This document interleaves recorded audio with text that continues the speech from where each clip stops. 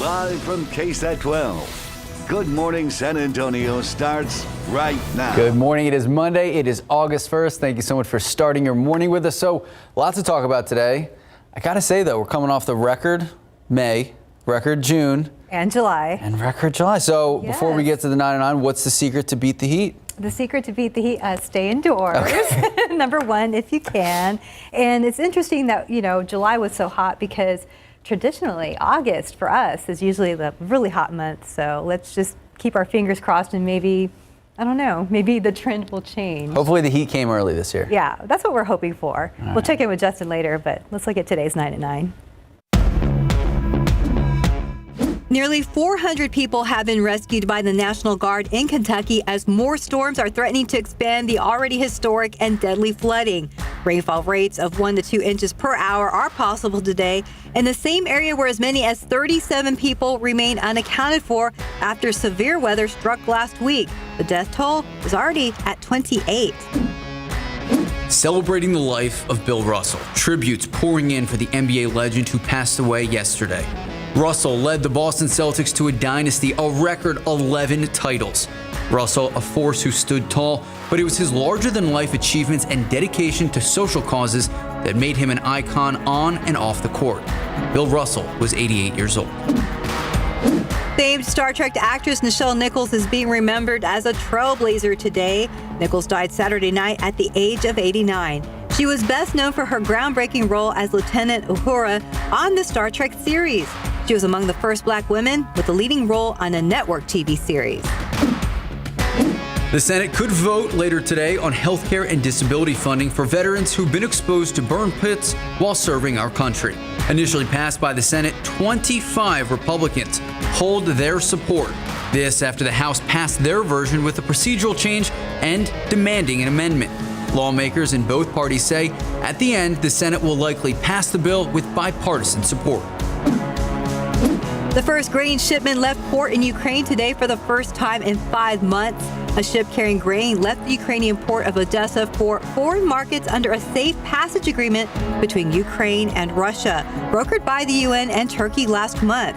The ship loaded with corn is headed to Lebanon. Cleveland Browns quarterback Deshaun Watson will be suspended.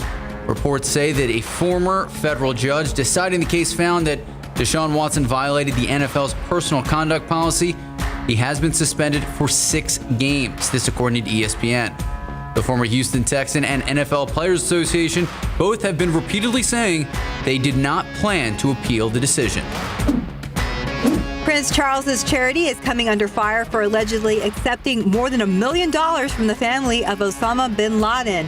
The donation was reportedly made in 2013, 2 years after bin Laden was killed by U.S. Special Forces. The prince's office, Clarence House, is strongly refuting these claims. U.S. House Speaker Nancy Pelosi expected to visit Taiwan as part of her tour of Asia. All of this according to senior Taiwanese government officials and a U.S. official. Her visit comes despite warnings from the Biden administration officials who are worried about China's response to such a high-profile visit. The speaker is heading a U.S. congressional delegation in the Indo-Pacific region in order to discuss shared interests among allies. Federal regulators say Boeing has earned approval for fixes to its 787 Dreamliner jets. A source familiar with the decision told the Associated Press the OK will allow the company to start delivering on a backlog of about 120 planes held up by production issues.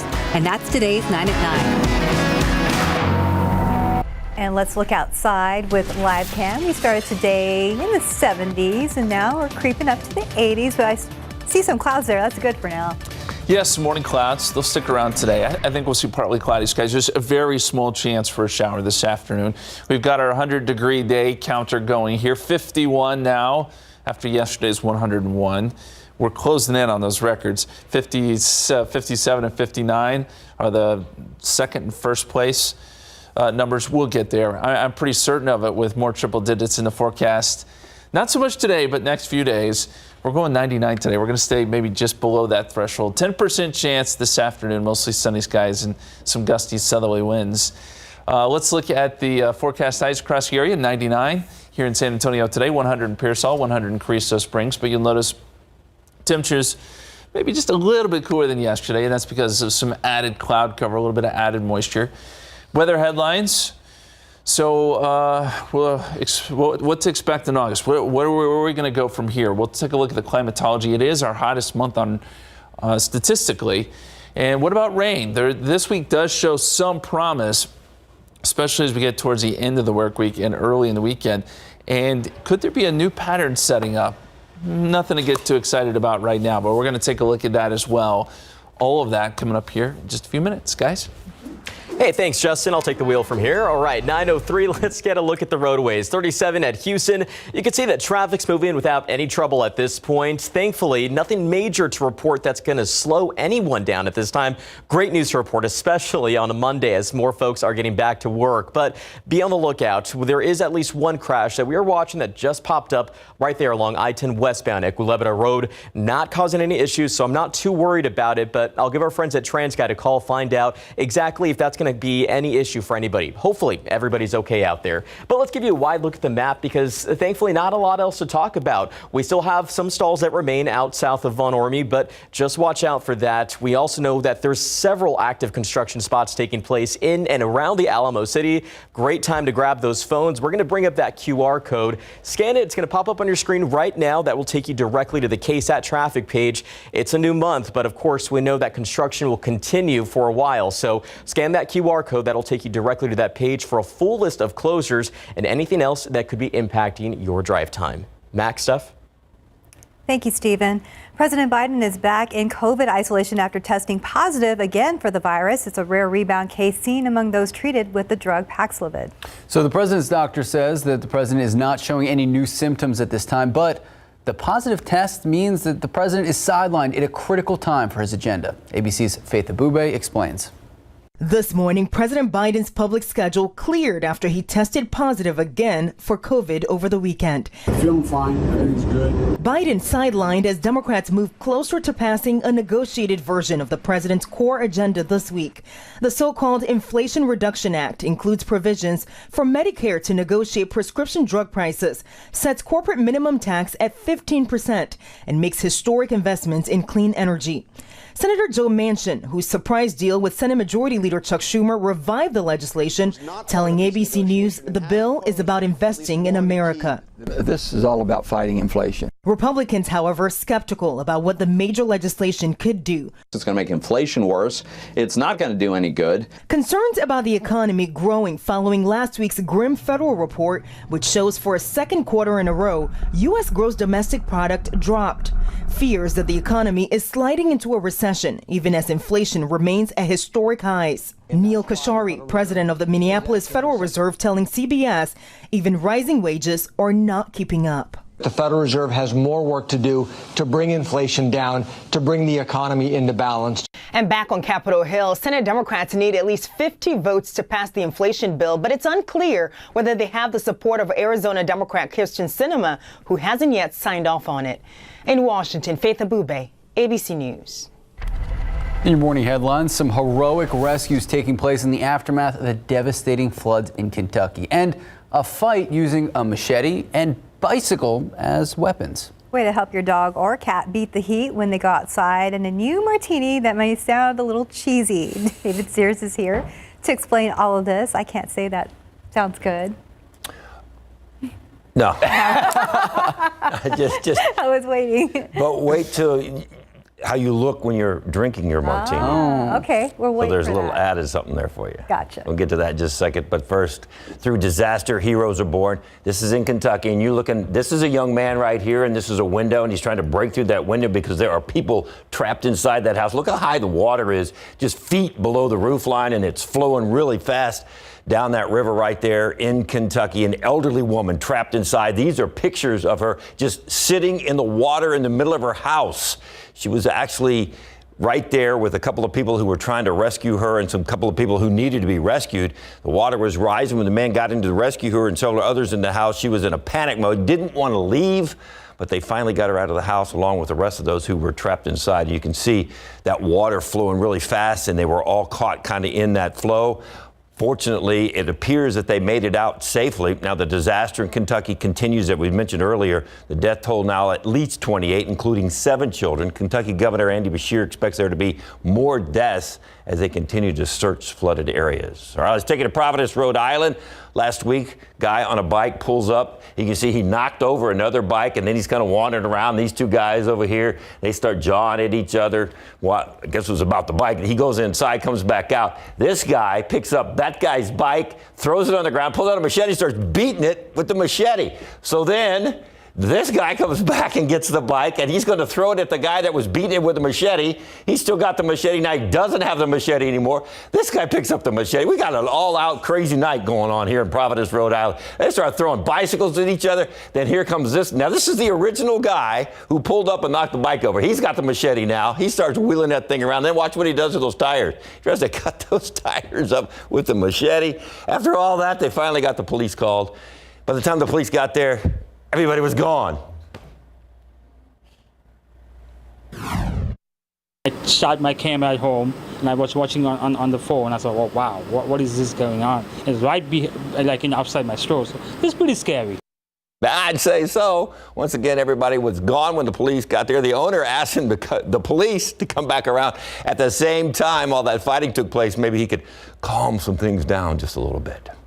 All right, this is an invention for dogs to stay cool. The doggy fan from Japan. It's hot there just like it is here. So a clothing maker and a veterinarian got together to come up with this wearable fan for dogs and for cats. It's battery operated, weighs 3 ounces. It's mesh and it blows cool air that circulates around the pet's body. There are 5 different sizes. The fans hit the market in July. They got 100 orders like right off the bat. They're about $75 here in the States. We would have heard from somebody from that company, but they were speaking Japanese. We didn't have a translator, so, you know. But they were excited about it. Look at the little dogs with the little fans, cute. All right, anything to set your product apart. Velveeta has come up with a cheese-infused vodka martini with cheese drip. The olives are stuffed with Velveeta cheese. Now, this one guy says it's nice, dirty martini with nice texture and very smooth. That is according to the director of operations for BLT Restaurant Group. Don't forget, Velveeta also has nail polish. So when you hold your little pinky out while you're drinking your fancy martini, your nails will look like Velveeta cheese. They got 2 colors of nail polish. It can either be the yellow of the cheese, or it can be the red, the color of the box that the Velveeta comes in. But get this, and they're not done yet.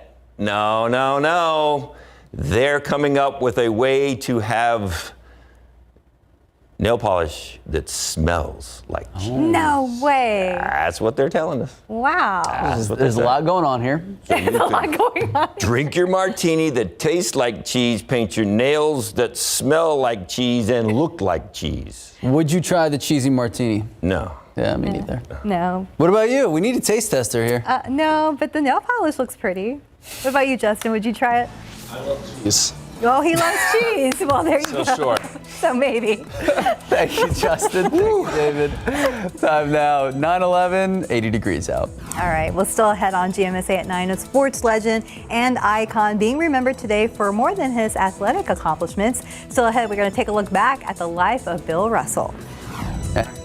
Coming up next, a local elementary school is focusing on spaces that will help students find peace during difficult times, the impact it's having on students. And welcome back. It's about 9:15. A local elementary school has been busy this summer preparing for the social and emotional wellness of its students and staff. At Douglas Elementary School, they are focusing on wellness rooms. It's a space that gives students a place to take a break when they're feeling overwhelmed. And Tiffany Wettas joins us live with more on these rooms and what other spaces the school is focusing on. Good morning, Tiffany. Good morning, Stephanie and Max. Yeah, these are really calming rooms, and this is the second wellness room here at the school. There's so much to see. Just check it out. This is one of my favorites. It's the Pop It wall. So you come here, you're feeling stressed, and you start popping them. It's really relaxing, and I could do this all day. They also have these tiles right here. You touch it, and The water flows right through it. You're having a tough day. You come here and you just breathe, reflect, relax, and you kind of just are ready to go back to the classroom and learn. And to talk a little bit more about this room and the other one here at the school, good morning, Principal Stephanie Ratliff. Good morning. Talk to us about the purpose behind these rooms. So the purpose behind this room is really just to address student needs. As you said before, this is our second room. Last year, we really ended the year with asking our students and our families, what is it that you need? What would make a safe space for you? And they really wanted a second room, so we put it here on the 3rd floor. We asked for ideas on what kind of things they'd like to see in the room, and that's where the poppets came up. They love doing the small poppets in classrooms, in their calming corners, but this took it to a larger stage. Like, we really wanted some students to have a safe space to be able to decompress, collect themselves, reflect on what their moving plan would be, and really be ready to learn and be able to be back into the classroom. Can you talk to us about this behind you, all these books? Yes, so of course, any connection that we have, we want to connect it back to reading and writing. The more we can get students to express their emotions and then be able to take action with it. So they can use those tools not just now, but also later on in life as adults, remembering some of those tools. Okay, well, let me take my deep breaths. And so some of the books we got donated by Douglas alumni, and others came out of a seed grant that we got through the district. And then you'll also see like just different tools. So there's different fidgets, there's some breathing tools.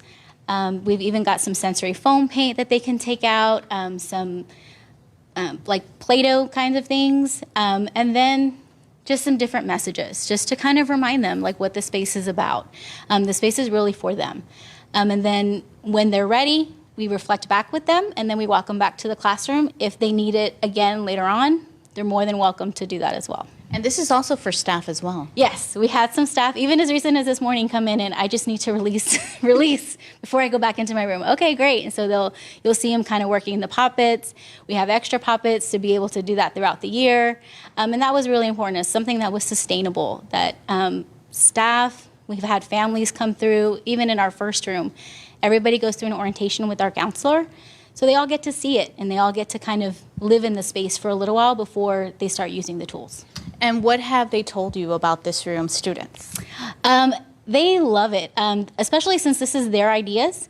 The first room was a big hit. They love all the lights. They love the LED lights. They love the calming music that gets played in the background, the reflection. They even got to a point last year, which that's where I think we really saw it make a difference. They were writing affirmations to each other and like, hang in there, you got this, you can do this, you're loved, you're heard, be you. And I think that was a piece too. You know, we look for ways to provide students with learning about empathy and really learning about how do we control those emotions, and then how do we project out when we do have emotions and we need help to be able to do that. And that was really the focus of the room. And there's other cool spaces here as well, right? Yes. So we also have a game room space, which the students asked for. They really want to do coding and robotics, so we created a STEM room as well. So that way they'll have at least 3 other rooms that weren't here last year that we listened to what they needed, and that's what they did. Awesome. Thank you so much for joining us this morning. We're going to have a little bit more about this room, which is so neat, coming up on the noon show. Back to you guys in the studio.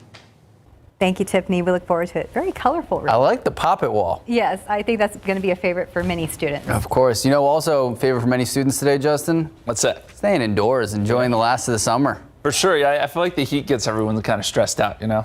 A little bit. Yeah, a little bit. The way it's been. July is going to go down in the record books. I know this is not a surprise. We mentioned this earlier, but we averaged 90 degrees when you factor in all the temperatures, and that definitely leads the way. It blew out the old record back in 2009 of 88.7. If you're looking purely at high temperatures, we averaged 101.6, beating the old record of 2009 where we averaged 100.6. So this has been an impressive month. What does August hold for us? Well, statistically, it is our hottest month. We start off the month averaging 97 degrees. The average low is 75. By the end of the month, temperatures do drop. Now, it's possible that we can start getting a few fronts late in August. It's not They're not going to be coming in at a good rate. There's not going to be a lot of them, but every now and then we can. 94 is what we average at the end of the month. The average low is 73, and we average about 2.15 inches in precipitation. That's going to be the other big story. Can we get some rain in here? And there is a chance, I think, by the end of the work week. Outside right now, we've got clouds, 82. Dew point is at 71. Feels like 86 with southerly winds at 8 miles per hour. You can see some of those morning clouds. There's not that much of them, and I think that they'll eventually kind of fade away a little bit later this morning, and then we'll see some cumulus clouds build back in this afternoon. Temperatures right now looking at 80 in Helotes, 77 in Portage State, 79 Comfort, 80 in Seguin, 81 in New Braunfels. Pretty typical here. This is where we've been basically each and every day with dew points in the low 70s to start. These fall off into the 60s by the afternoon. High temperatures today, we're going to go just shy of 100. 99 here in town, 100 in Devine, 100 in Pearsall, 98 in Hondo. And here is the big picture across the state. So we've still got rain along a stationary boundary in Oklahoma and parts of North Texas, some showers out in the Gulf of Mexico, but the rest of the state is still dry. And I want to take you out to Kentucky. Boy, they need the rain to stop there. There is another little complex of storms moving their direction. Not what you want to see. That could add to the flooding issues there. And then plenty of heavy rain across parts of Tennessee, Mississippi, and Alabama. As we look at the water vapor, there is a spin in the atmosphere across South Texas. It's not terribly strong, but it is going to throw some moisture in our direction, maybe give us just enough lift for a shower or two today. It's going to be that situation where a couple of showers develop along the coast and one or two may make a run at I-35. Nothing to get excited about. 91 noontime, 10% chance of rain this afternoon, 99 that high temperature southeasterly winds 10 to 15. We'll keep a small chance in there through 8 o'clock. As for the extended forecast, there's a little area of low pressure down there that eventually fades away. And there's that 10% chance of rain today. That high pressure builds in and we get some really hot temperatures, I think, midweek. Then things change a little bit by the end of the work week. Area of low pressure out here over New Orleans slides west. That gives us a 20% chance of rain on Friday. It'll still be isolated. It's not going to be widespread rain, but I think we'll see some of this isolated activity Friday and Saturday. So good to see at least some rain chances in the forecast as the high scoots a little bit further north. And if you're looking down the line here, it does appear that this high is going to try to shift maybe further west as we get into next week. That would be helpful. We'll see if that's the way it plays out. But in the meantime, 102 tomorrow, 103 on Wednesday, which would tie a record. 99 though Friday with that 20% chance of rain, and 99 on Saturday with a 20% chance of rain, guys. All right, Justin Horn, thank you so much. 9:23, 81 degrees out. And coming up next, we are taking a closer look at the life and legacy of Bill Russell.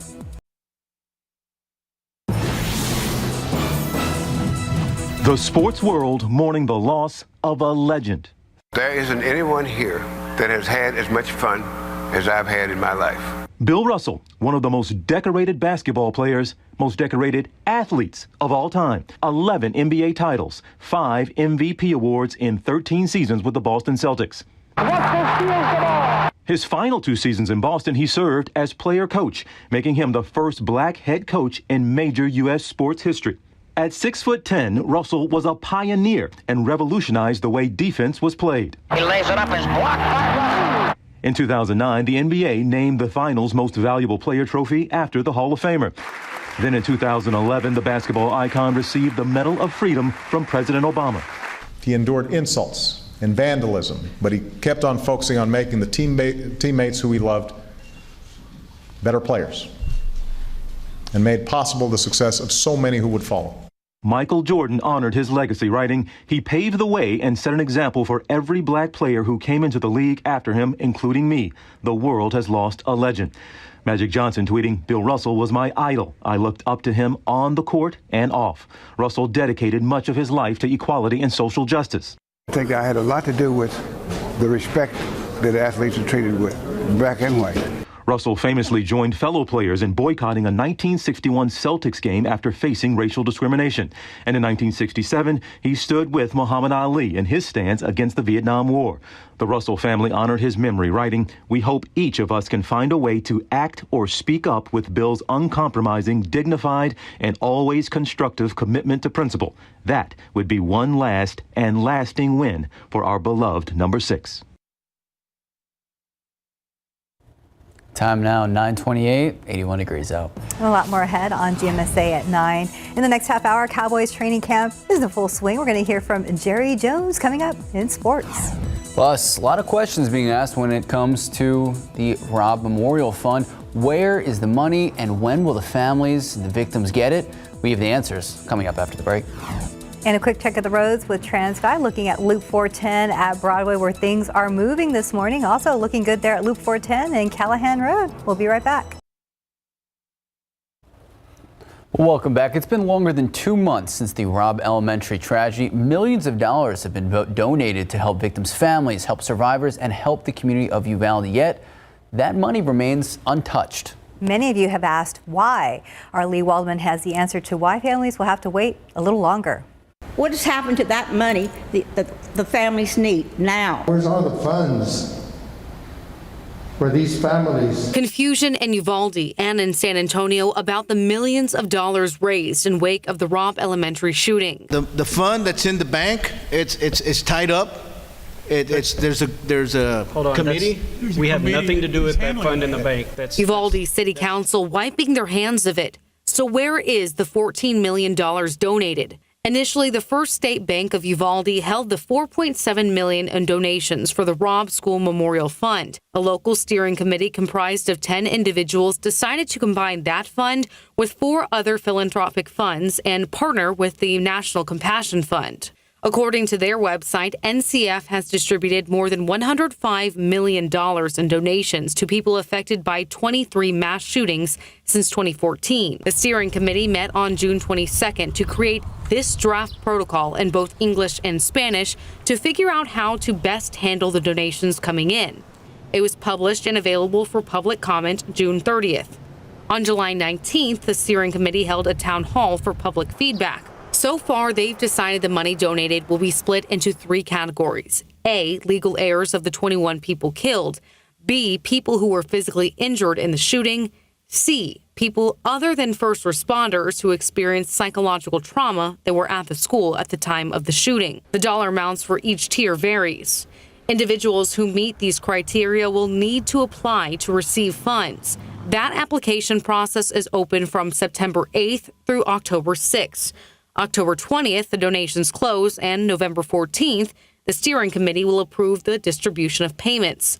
Those payments will begin rolling out on November 21st. 3 weeks after the end of the month where all of those funds are distributed, an independent auditing firm will make sure the funds were given out correctly.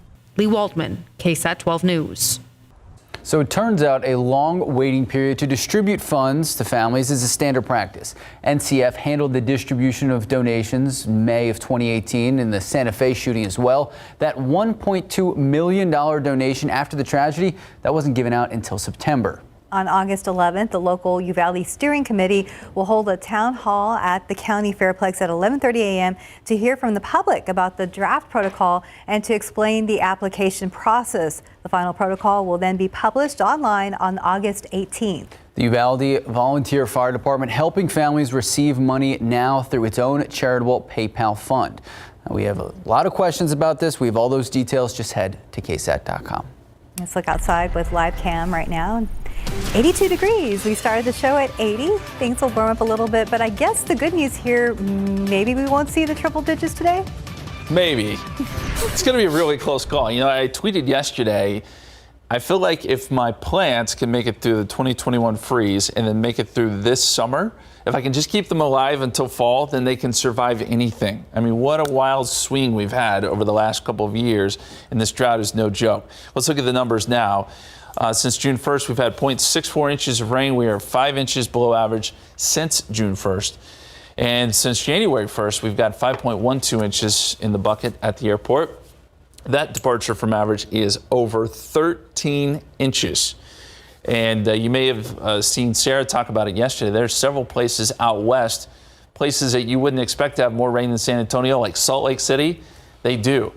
We've just been kind of in a desert situation here. Pollen count, molds are low at 340. And the forecast for today, 91 by noontime, partly cloudy. I do think we see a couple of showers, mainly down towards the coast, but a few could try to make a run for the I-35 corridor this evening. Just a 10% chance of rain.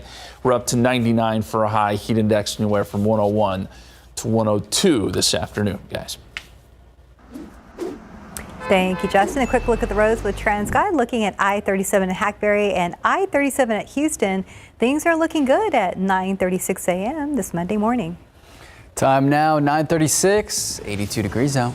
Watching GMSA at 9, and we are taking you to California to the Cowboys training camp as week 2 gets underway. Sports with David and RJ after the break. Camping with KSAT, powered by Davis Law Firm. And training camp continues for the Cowboys in California, and Jerry Jones has some thoughts on the fans in San Antonio. David joins us again with RJ, talking more Cowboys. But first, a lot of reactions this morning about the Deshaun Watson news. Yeah, David, big news there. I know you guys went over it a little bit earlier today. 6-game suspension handed down by an independent judge. And now there is word that this may not be the end of this saga that's been going on for more than a year now with Deshaun Watson. Yeah, the NFL can appeal it. The Players Association can also appeal it on behalf of Deshaun Watson. I don't think the Players Association is going to appeal it. I think they're pretty happy with 6 because the NFL wanted indefinite. I think the NFL might appeal that because they didn't get the indefinite, or at least more than 6 games. They may think 6 games is not enough. But you got to remember, he never got indicted. He never was convicted of any crime. He settled 25 lawsuits with these women, but he's never been legally charged with anything or indicted with anything or convicted of anything. Yeah, including a few within hours of this ruling from the judge yesterday. I think there were like 3 of 4 remaining that he settled with those individuals. But this is what I find interesting about this whole process, David, is that we've gone through this process where we have an independent judge, both sides agree to this, and yet the NFL can still get in here and Roger Goodell can basically say like, well, it's not enough. They asked for a year. Remember, that was what they wanted. They wanted the full year. They wanted the full year. So it'll be interesting to see if the NFL, what kind of pull they might have in this as we continue on with this case. They were using the word indefinite, though, which means it sounded like they could just decide whenever they wanted him to come back and let him come back. I think the NFL might run into a little bit of problem because they actually, with the Players Association, agreed, like you said, on this judge, arbitrator, making the decision, and then the decision comes out and you don't like it, so you say, well, we don't agree. Well, you already agreed that you would follow that decision because she wouldn't have done it if you hadn't agreed with it. Right. So she just didn't, show up one day and say, here, I'm going to make this for you. They asked her to do it. So I think the NFL could run into a lot of more legal problems if they try to overturn this and make it longer. So yeah, a lot of interesting findings in this report from the judge. And again, the NFL now has 3 days to decide whether they want to appeal this case or this decision or not. So it's got to be frustrating for the Browns though, because they pay him all this money, and now they still don't know if this guy's going to be gone for 6 games or the rest of the season. Right. They had to have known that he was going to face some sort of a suspension, but you're right. Yeah, it's still kind of up in the air when it comes to Deshaun Watson. So. All right, let's go to the Cowboys. Here we go. Greg Simmons' annual IR interview with Jerry Jones is set out. They talked for about 8 minutes last night. A lot of it was some of the stuff you would normally think that they would talk about. They talked about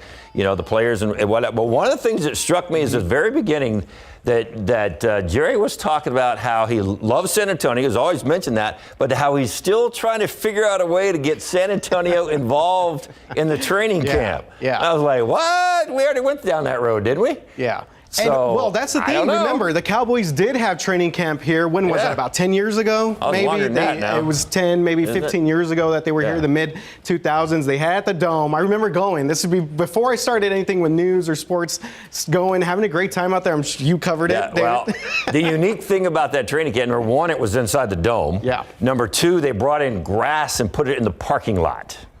Until Emmitt Smith went out and tried it out, and it's like, well, I don't think this is going to work. You don't remember that? A lot of if you're Cowboy fans, if you've been around a while in San Antonio, you remember the fact that it was the south parking lot where the loading docks are at the Dome, and they brought in all this grass and they put it down, and it was sitting on top of the parking lot, and it really didn't work. And they ended up going down to the Spring Sports Complex, practicing down there. They were here for like 3 years. Yeah, they had a pretty good run here. Yeah, they did. And it was nice and 72 inside the dome. Yeah, then they all of a sudden one day they went up and went to California and went, we're just going back to California. They were like, we kind of like it here. But all right, guys, in case you did not hear this was on instant replay last night. Let's hear what Jerry Jones had to tell Greg Simmons about Cowboys fans here in San Antonio and wanting to stay connected to the city.